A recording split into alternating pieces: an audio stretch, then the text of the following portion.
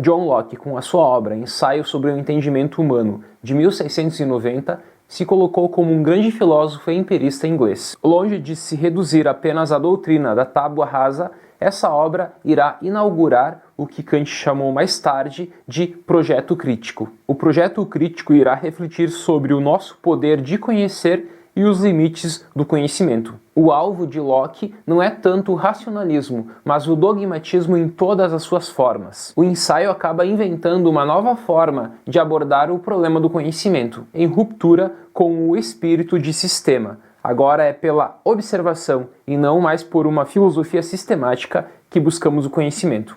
Essa obra exerceu também uma enorme influência sobre os pensadores do Iluminismo, que encontraram nela uma liberdade de pensar e uma nova forma de filosofar. O ensaio se propõe buscar a origem, a certeza e a extensão do conhecimento. E além disso, ele investiga também os fundamentos do conhecimento e os graus de crença, opinião e assentimento. Locke investiga e examina a relação das nossas ideias com a realidade, do nosso pensar com as coisas. E se faz a seguinte pergunta: em que condição o conhecimento pode ser considerado verdadeiro? Destacarei agora 3 teses da obra Ensaio sobre o Entendimento Humano de Locke.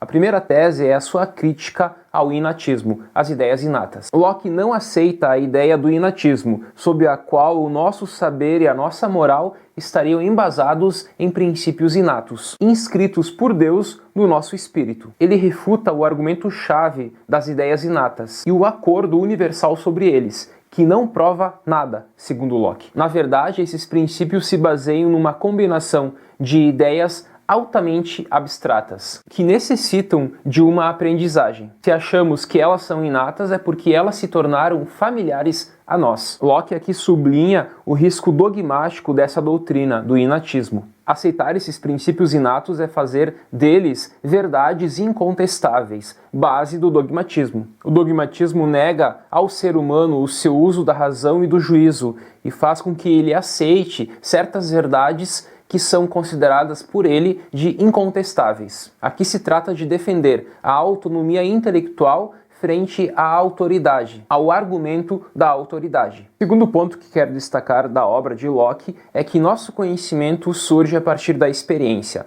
O empirismo, de modo geral, defende essa tese, que o conhecimento vem da experiência, e ele se opõe ao racionalismo que diz que o conhecimento provém da razão, do intelecto. O espírito humano, diz Locke, não contém ideia alguma, ele é uma tábua rasa, ele é uma folha em branco. Para conhecer, ele precisa de uma matéria-prima, que são as ideias simples. As ideias simples são adquiridas pelas sensações. As sensações são as impressões que os objetos exteriores fazem aos nossos sentidos. E além da sensação, também a reflexão, que é a contemplação do nosso espírito. Para tratar do seu valor objetivo, Locke classifica essas ideias a partir do seu grau de semelhança com as coisas, retomando aqui a distinção feita pela física mecanicista entre qualidades primárias e secundárias. Resumindo, nós temos aqui as coisas, as ideias e as palavras, segundo a concepção de Locke, da teoria do conhecimento dele.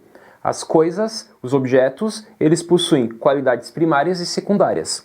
As ideias, elas possuem ideias simples e complexas, que se traduzem nas palavras, que são os signos. As qualidades primárias são inerentes à própria coisa, já as secundárias são inerentes ao sujeito. Exemplos de qualidades primárias: peso, volume e forma. Exemplos de qualidades secundárias: cor, sabor e odor. Do objeto, então, nós temos as ideias, que são simples e complexas. As ideias simples são aquelas que nós percebemos e criamos a partir dos sentidos. Já as ideias complexas são aquelas que nós conseguimos elaborar elas por meio do pensar. Então, as simples por meio do sentido e as complexas por meio do pensar. Por exemplo, pela visão eu vejo uma cor, uma forma. Pelo olfato, um cheiro.